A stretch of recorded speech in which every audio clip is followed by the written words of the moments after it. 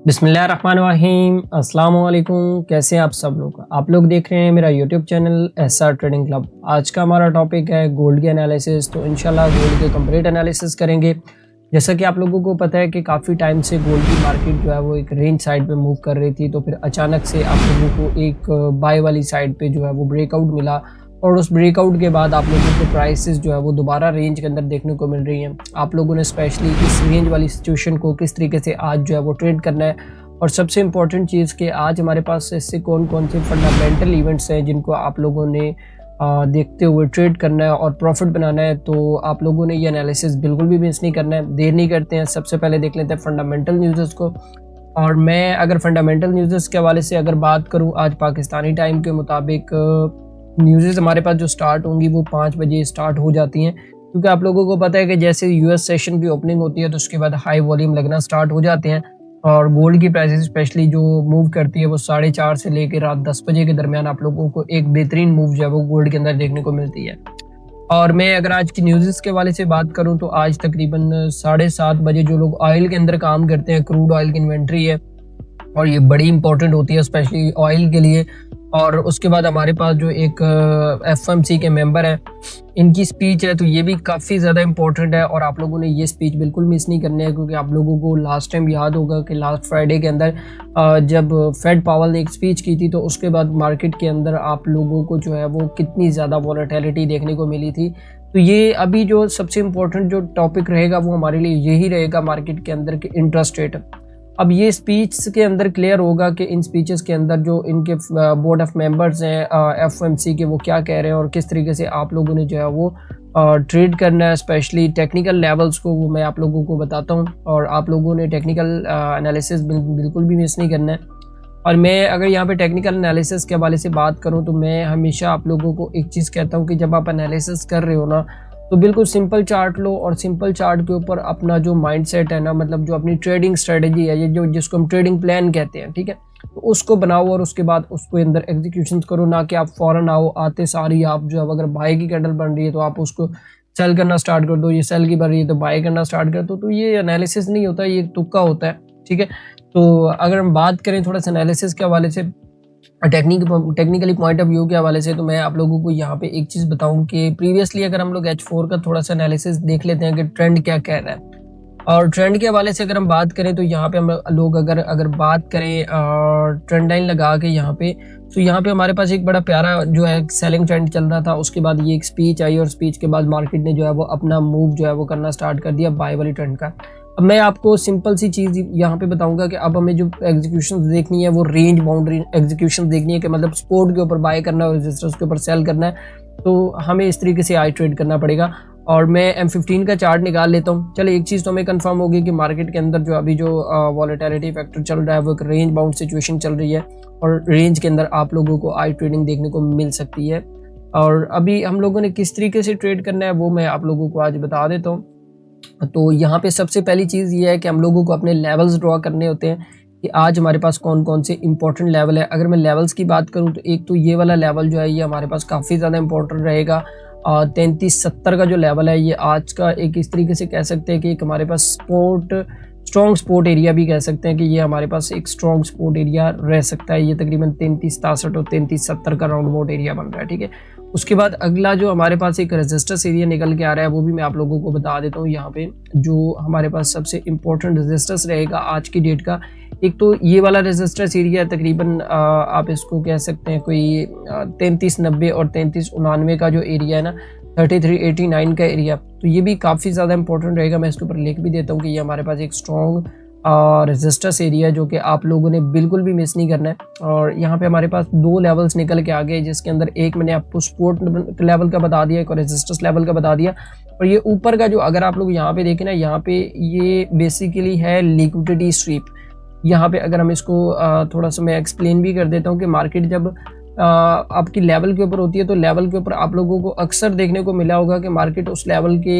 एक कैंडल ऊपर एक नीचे, एक ऊपर एक नीचे, तो वहाँ पे वो लिक्विडिटी जो है वो स्वीप कर रही होती है बेसिकली, जिसको हम अगर तो ब्रेकआउट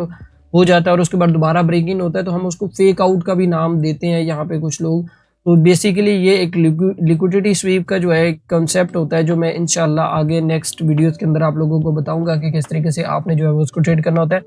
अच्छा, उसके बाद अभी अगर हम लोग बात करें करीब तरीन लेवल की, तो करीब तरीन लेवल जो हमारे पास एक ये वाला एक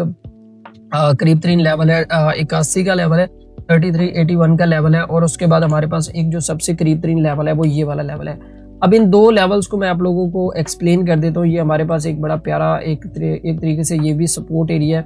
तो इसको मैं सपोर्ट यहाँ पे मार्क भी कर देता हूँ यहाँ पे, ताकि आप लोगों को कंफ्यूजन ना हो, क्योंकि यहाँ पे बहुत सारे लोग ऐसे हैं कि जो कि मतलब काफ़ी ज़्यादा कंफ्यूज हो जाते हैं जब वो लेवल ड्रॉ कर रहे होते हैं। अब ये M15 के लेवल है, ये आपको इंट्राडे के लिए मैं आप लोगों को बता रहा हूँ यहाँ पे।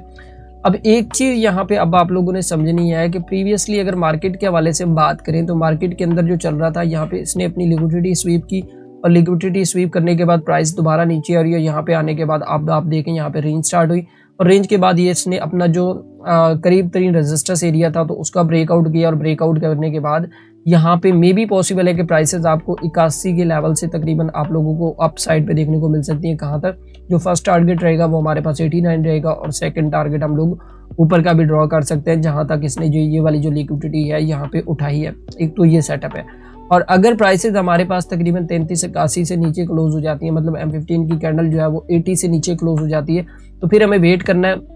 तो यहाँ पे हमारे पास 74 का लेवल है, और 74 से अगेन जो है वो हम लोग यहाँ पे एक बाय वाला जो रिस्क है अगेन जो है वो अप साइड पे ले सकते हैं। एक तो ये हमारे पास आ गया बाय का मतलब ट्रेड सेटअप आ गया। अब उसके बाद अगली जो चीज़ निकल के आती है वो हमारे सामने निकल के आती है कि सेलिंग लेवल्स।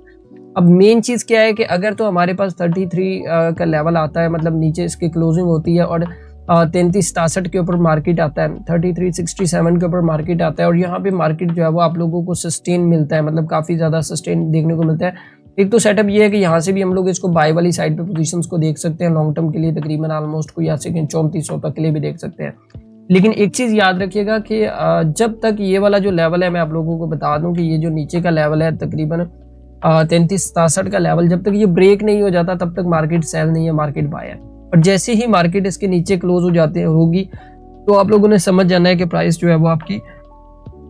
दोबारा से सेल वाली साइड पे मूव कर सकती है, तकरीबन ऑलमोस्ट तकरीबन 3350 और 3345 तक आप लोगों को प्राइसेस देखने को मिल सकती है। तो मेरे ख्याल में आज का टेक्निकल ट्रेड सेटअप आप लोगों को समझ आ गया होगा कि किस तरीके से आप लोगों ने ट्रेड करना है। मैं वीडियो के लास्ट पे हमेशा एक चीज़ कहता हूँ कि यार इस मार्केट के अंदर लर्निंग के बगैर कोई भी सक्सेस नहीं है। कभी आप चाहे जहाँ से सिग्नल ले ले, चाहे आप किसी के पास मतलब थोड़ी देर के लिए कोई ग्रुप ज्वाइन कर ले, जब तक आप इस चीज़ को सीखेंगे नहीं ना, तब तक आप इसके अंदर कभी भी जो है वो इन टेक्निकल लेवल्स को या इस तरीके से एक्यूरेट ट्रेड्स नहीं कर पाएंगे, क्योंकि आपके पास एजुकेशन ही नहीं होगी, आपको पता ही नहीं होगा कि लेवल्स निकालने कैसे हैं, अपना एनालिसिस किस तरीके से प्लान करना है, ट्रेडिंग प्लान क्या होता है। ठीक है, तो ये चीज़ें लर्निंग से आती हैं। तो मेरी आप लोगों से हमेशा एक रिक्वेस्ट रहती है कि आप लाजमी इसको स्टडी किया करें, फिर इसके बाद कोई इन्वेस्टमेंट के बारे में सोचा करें। क्योंकि यहाँ पे लोग क्या करते हैं कि यहाँ पे लॉस पहले करते हैं, बाद में उनका माइंड सेट इतना ख़राब हो जाता है कि वो फिर कहते हैं कि उस लॉस के चक्कर में वो फिर मज़ीद डिपॉजिट करते हैं, मज़ीद लॉस करते हैं, तो वो फिर उसमें स्टडी में पढ़ नहीं सकते हैं। और मेरी एक बात याद रखिएगा कि अगर स्टडी में आप लोग फॉर एग्जांपल आपने ट्रेडिंग स्टार्ट की, ट्रेडिंग स्टार्ट करने के बाद आपने जो है वो एक दिन प्रॉफिट किया, 2 दिन प्रॉफिट किया, और तीसरे दिन जो है वो आप फिर अगेन प्रॉफिट कर रहे हैं, तो फिर आपका वो स्टडी वाला फोकस नहीं रहेगा, आपका फोकस बन जाएगा मेक ऑफ मनी। मतलब आपने जो पैसा बनाना है उसकी तरफ आपका फोकस रहेगा, ना कि आपका स्टडी की तरफ फोकस रहेगा। बल्कि यहाँ पे पहले ये होता है, एक एग्जांपल ले लें कि जब फॉर एग्जांपल यार एक छोटी सी बात है, अब ये थोड़ी वीडियो थोड़ी लंबी हो जाएगी, लेकिन मैं आप लोगों को मेन मकसद ये है कि आपको समझाना कि आप एक स्कूल में जाते हैं, स्कूल में आप एक एडमिशन लेते हैं, किसी भी कोई सी भी क्लास हो, मतलब मैट्रिक का ले लें या इंटरमीडिएट का ले लें, या उसके बाद मतलब कि आप